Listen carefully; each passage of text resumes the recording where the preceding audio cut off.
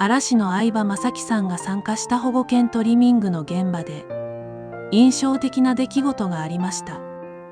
作業が滞りそうになった場面でも相葉さんは声を張ることなく犬とスタッフの様子を見極めていたのです。